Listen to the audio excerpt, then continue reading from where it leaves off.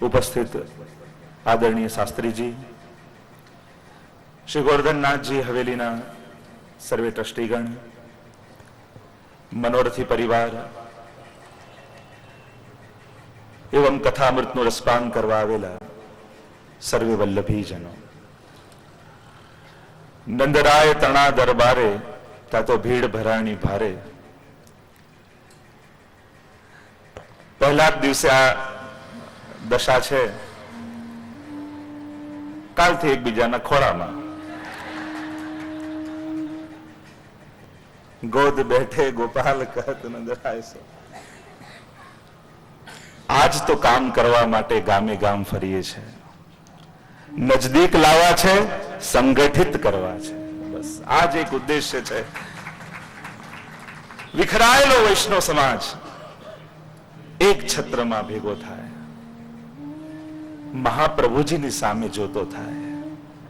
કોઈ વૃક્ષને જુઓ તો એમાં અનેક પાંદડા દેખાય, અનેક નાની નાની શાખાઓ દેખાય, અનેક મોટી મોટી ડાળીઓ દેખાય, પણ જેમ જેમ કેન્દ્રિત થતા જાઓ ને થડ પર આવો તો થડ બે નથી હોતા, એ તો એક જ મૂળ તરફ જતું હોય છે.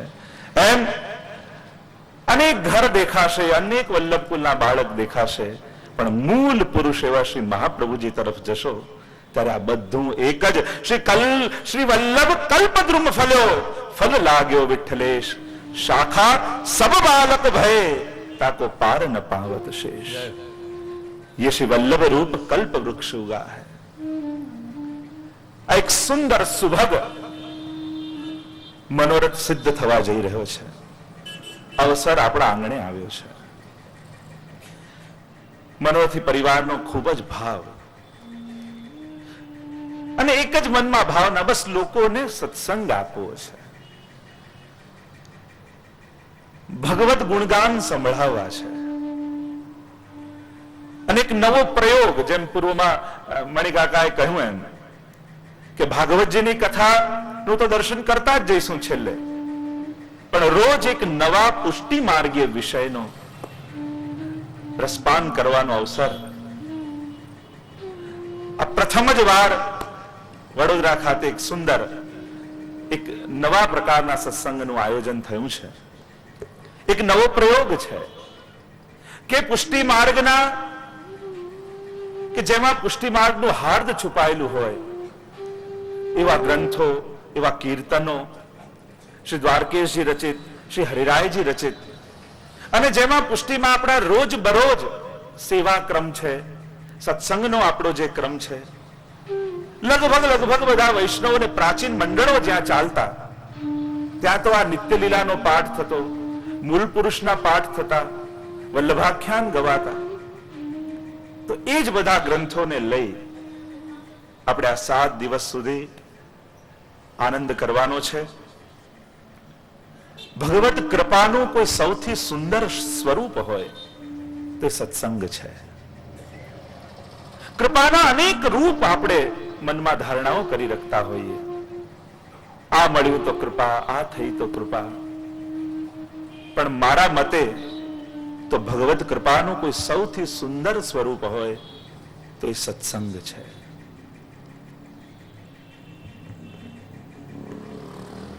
ઘણી વાર મનમાં એમ થાય કે આપણે તો પ્રભુને યાદ કરીએ, અને ઘણી વાર યાદ કરતા કરતા હૃદય પણ ભરાઈ આવે, આંખો ભીંજાઈ જાય,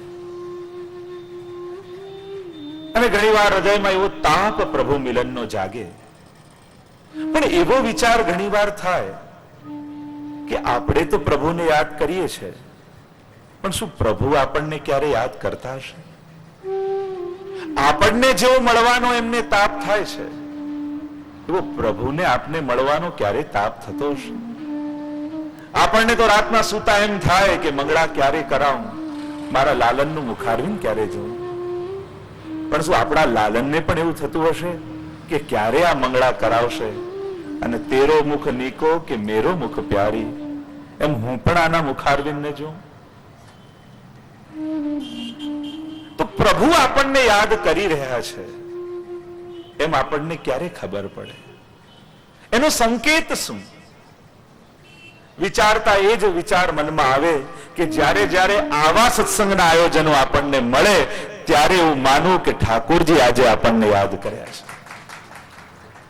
જ્યારે આ હવેલીમાં બિરાજતા ગોવર્ધનનાથજી અતિ પ્રસન્ન થઈ જાય અને એમ થાય કે આંખો દ્વારા તો આના હૃદયમાં ઘણીવાર આવ્યો, પણ હવે કર્ણના માધ્યમથી આના હૃદયમાં પ્રવેશ કરવો છે.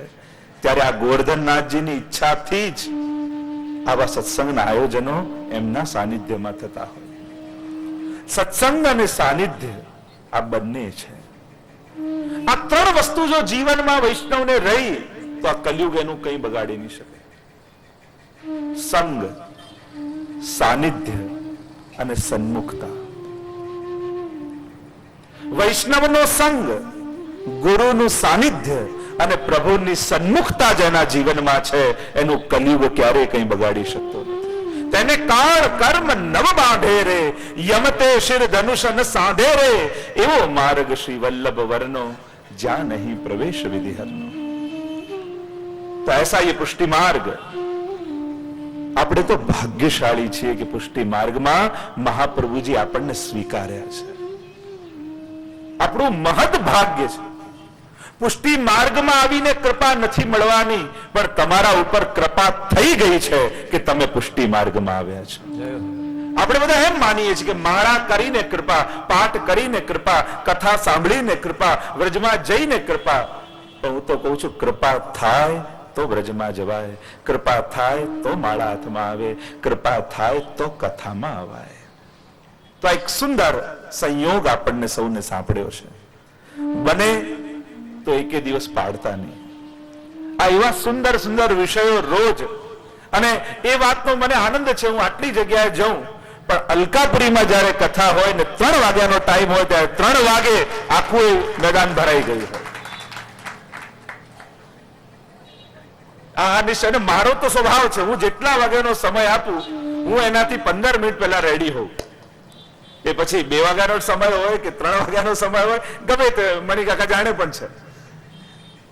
પણ એ વાતનો મને આનંદ છે કે જ્યારે જ્યારે અલકાપુરીમાં કથા કરવાનું થાય, સત્સંગ કરવાનું થાય, ત્યારે અહીંના વૈષ્ણવની એ તત્પરતા આ એક સારા શ્રોતાઓના લક્ષણ છે. અને તમને એટલું ચોક્કસ કહીશ, તમે સાંભળીને બતાવી દેશો ને તો હું તમને સંભળાવીને બતાવી દઈશ. તમારા હૃદયનો રસ કદાચ મારા હૃદયમાં પણ એ ઉદ્દીપન ભાવ રૂપે તમારા હૃદયમાં રહેલો રસ મારા હૃદયમાં ભાવ જગાવે, અને એ જ તમારા હૃદયનો ભાવ મારા હૃદયમાંથી પ્રગટ થાય વાણી દ્વારા અને તમારા કર્ણ દ્વારા તમારા હૃદયમાં પ્રવેશે. એ જ વેણુનાદની પ્રક્રિયા છે ને. વેણુ ગીતની જયારે છેલ્લા દિવસે આપણે કથાનું અવલોકન કરીશું તો વેણુનાદનો આખો એ જ ક્રમ શ્રી મહાપ્રભુજી બતાવે છે કે આ સુધાનું સ્થાપન કઈ રીતે હૃદયમાં થાય. તો આ મહદ ભાગ્ય છે. પેલું અમારા વ્રજના સંતો એવું કહે કે તમે પાન ખાતા હો ને તો એમાં ચૂનો લગાડો, સુપારી નાખો, વરિયાળી નાખો, બધું નાખો અને મોઢામાં ખાઓ તો આમ લાલાશ મોઢામાં ના આવી જાય, લાલી ના આવે. પણ જ્યાં કથ્થો લગાડો અને ખાઓ તો મોઢા પર લાલી આવી જાય. એમ જીવનમાં જ્યારે જ્યારે કથા આવે ને એમ જીવનમાં લાલી આવી જાય. પહેલા ઉદાસ, તૂટેલા, ભાંગેલા હૃદય વાળા, ઉદાસ ચહેરા વાળા લોકો પડ્યા હોય, બેઠા હોય, પણ જ્યાં જ્યાં કથાનો એક એક દિવસ આવતો જાય, શ્રવણ કરતા જાય, ચહેરાઓ ખીલતા જાય. તો વધારે સમય નથી લેતો. આજનો વિષય શ્રી દ્વારકેશજી રચિત મૂળ પુરુષ છે. તમારી બધાની પાસે પુસ્તિકા છે અને પ્રાય પ્રાચીન વૈષ્ણવ તો મૂળ પુરુષનો પાઠ પણ કરતા. તો કૃષ્ણદાસભાઈ દ્વારા એનું ગાન અને બબ્બે ટૂંક આપણે ગાઈશું અને સાથે સાથે એનું રસ દર્શન કરતા જઈશું. કારણ કે કાલથી ક્રમ એવો રહેશે, તમે 3 વાગ્યાથી આવી જશો તો આખો નિત્ય લીલાનો પાઠ અહીંયાથી કીર્તનકાર દ્વારા ગાન કરવામાં આવશે અને આપ લોકો પણ સાથે ગાન કરી શકશો. અને પછી એ ગાન કર્યા બાદ આપણે કથાનો ક્રમ પ્રારંભ કરીશું અને છેલ્લે કલાક ભાગવત કથાનો ક્રમ નિત્યમાં આપણે લઈશું. આ રીતે 7 દિવસ આપણી કથા ચાલશે. રોજ પ્રારંભમાં 2.5 કલાક વિષય અને પછીનો કલાક ભાગવતજીનો ક્રમ આપણે લઈશું. અને આ રીતે ભાગવત કથાનું પણ દર્શન કરતા કરતા, જો ભાગવતજીનું તો એવું મહાત્મ્ય છે, એક શ્લોક પણ ઉદ્ધાર કરનારો છે. અને કથા સુણી સુણી ફૂટ્યા કાન, તો એ ન આવ્યું બ્રહ્મગાન. તો ઘણી વાર ઘણા કે આપણે કેટલી કથા સાંભળી નાખી, મેં તો નાખી એના કરતા થોડીક રાખી હોત તો જીવન ઉદ્ધાર થઈ જાય. ઘણા કે માળા કરી નાખી, પાઠ કરી નાખ્યા, સેવા કરી નાખી, કંઈક રાખીએ તો આ જીવનનું કલ્યાણ થાય. પણ આપણા વિચારકો, ગુજરાતી સાહિત્યકારે બહુ સુંદર વાત કરી કે કથા સુણી સુણી ફૂટ્યા કાન. એનો અર્થ કેવલ એવો જ ન થાય કે કાન ફૂટ્યા. સાચો અર્થ તો એ થાય કે કથા સાંભળીને પછી કાન ફૂટ્યા છે. અત્યારે સુધી તો મુરઝાયેલા હતા, હવે આ કાન છે એનો અનુભવ જીવનમાં થયો. તો સાચા અર્થમાં આપણે કથા સુણી સુણી ફૂટ્યા કાન. कर्णेंद्रियों छे जीवन में, जो पृथु महाराज कहते कि 10,000 कान मुझे चाहिए, क्योंकि 2 कर्ण से आपकी कथा का रस नहीं आता, तृप्ति नहीं होती, रोम रोम कर्ण बन जाए, उससे आपकी कथा का मैं अहर्निश रसपान करता रहूं. बस આવી લોલુપતા જે દિવસે કથા સાંભળીને જાગી જાય ત્યારે માનજો કથા સાંભળવું સફળ બની ગયું. તો એટલે જ કથા સુણી સુણી ફૂટ્યા ખાન. આ કર્ણ ફૂટશે, સાચા અર્થમાં કર્ણેન્દ્રિય બનશે. આ મોક્ષનું દ્વાર બનશે, ભક્તિનું દ્વાર બનશે. આ કર્ણેન્દ્રિયો મળી છે. એટલે જ કહેવાય ને કે ભગવાને બધી ઇન્દ્રિયોનો કંટ્રોલ પોતાની પાસે રાખ્યો, પણ બંને કાન ભગવાને પોતાની પાસે રાખ્યો. તમારે ન જોવું હોય તો પોતાની રીતે આંખો બંધ કરી શકો, ન બોલવું હોય તો મુખ પોતાની રીતે બંધ કરી શકો. એમ બધી ઇન્દ્રિયોનો કંટ્રોલ આપ્યો, પણ કાનને બંધ કરવા હોય તો હાથનો ઉપયોગ કરવો પડે, પોતાની રીતે ન થાય. પોતા કાનનો કંટ્રોલ ભગવાને પોતાની પાસે રાખ્યો. વિચાર કર્યો આંખથી મને જોશે નહીં, જીવાથી મારું નામ નહીં લે, હાથથી મારી સેવા નહીં કરે, તો વાંધો નહીં, હું કાનના માધ્યમથી કથા દ્વારા આના હૃદયમાં પ્રવેશી જઈશ અને આના જીવનું કલ્યાણ કરી દઈશ. તો આમ એટલે જ કહેવાય ને કે દુકાન બંધ કરીને નહીં, દુકાન અહીંયા લઈને આવજો. दुकान क्या है? 2 कान ही दुकान है, फिर दुकान को लेकर ही आना, छोड़कर मत आना. तो બંને કર્ણ દ્વારા. અને ઘણા કે આ અહીંયાથી સાંભળ્યું ને અહીંયાથી કાઢ્યું, તો કાનમાં કઈ સીધી એવી વ્યવસ્થા નથી. એની વચ્ચે તો હૃદય આવે છે, એની વચ્ચે તો આંખો આવે છે, એની વચ્ચે તો જીવવા આવે છે. અને કર્ણમાંથી બીજા કર્ણમાંથી નીકળે ક્યાં સુધી ત્યાર પહોંચે? જીવવાથી નીકળીને બીજા કર્ણ સુધી પહોંચે. તો આમ आइए मूल पुरुष में प्रवेश करते हैं.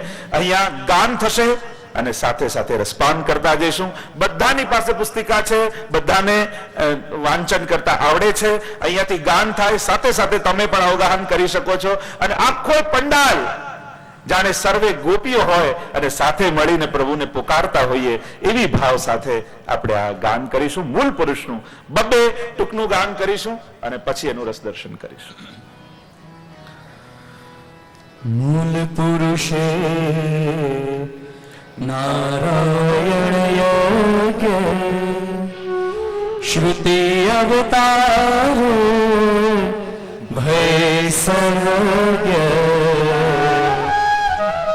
शाखा तैतरीय पुत्र भारद्वाज तैलंग कुले उदित द्विजराज मूल पुरुष नारायण यज्ञ श्रुति अवतार भय सर्वज्ञ शाखा तैतरीय गोत्र भारद्वाज तैलंग कुले उदित द्विजराज द्विजराज ते हरि आए प्रगटे सोमयज्ञ कियो जबे पुण्य हरि कही बानी जन्म कुल तुम्हारो अबे द्विजराज ते हरि आए प्रगटे सोमयज्ञ कियो जबे पुण्य ते हरि कही बानी जन्म कुल तुम्हारो अबे चकित तत्क्षण भय सब जन ऐसी अबलोन भय कबे सुनते ही मन हरक कीनो धन्य धन्य कहो सबे चकित तत्क्षण भय सब भजन ऐसी अबलो भई कबे सुनत ही मन हर कटीनो धन्य धन्य कहो सबे तिनके पुत्र भये गंगाधर तिनके गणपति सुत वल्लभ तिनके पुत्र भये गंगाधर तिनके गणपति सुत वल्लभ श्री लक्ष्मण भट्ट अनुभवते शुद्ध सत्व जो श्री वसुदेव श्री लक्ष्मण अनुभवते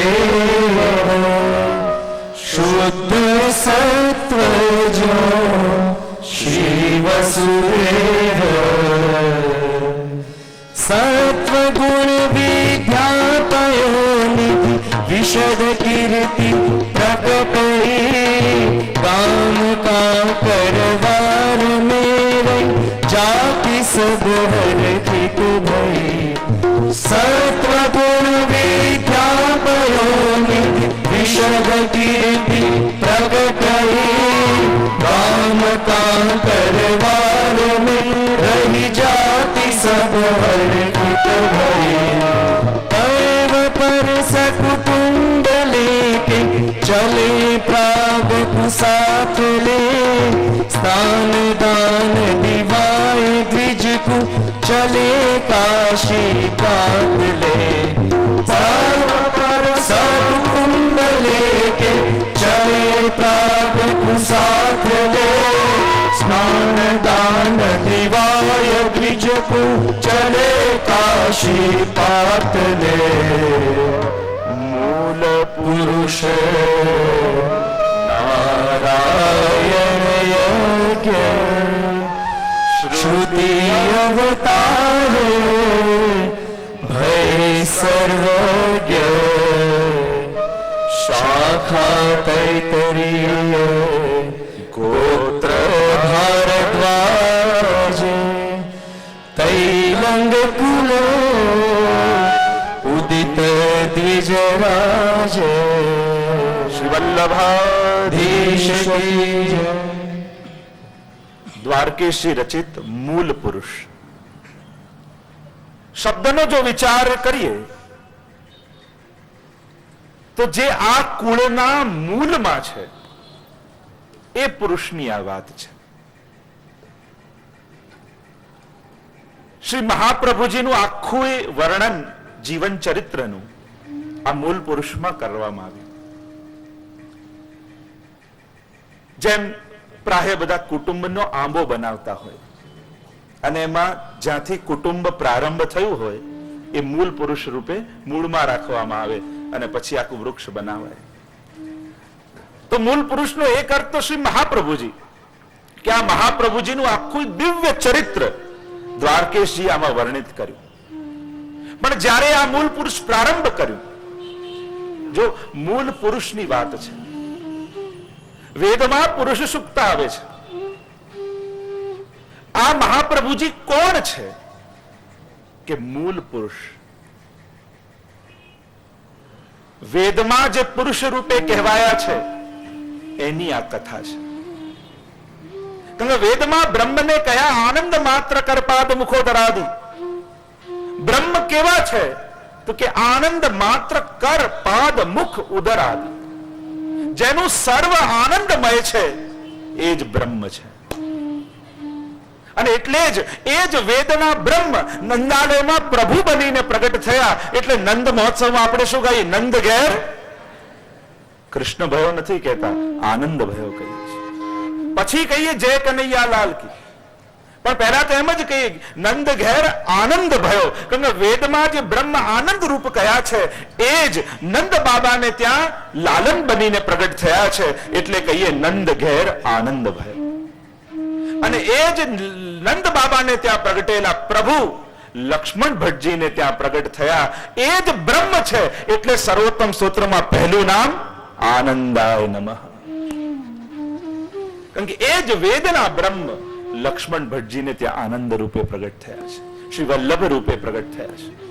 તો આ મૂળ પુરુષ એટલે શ્રી મહાપ્રભુજીની કથા છે.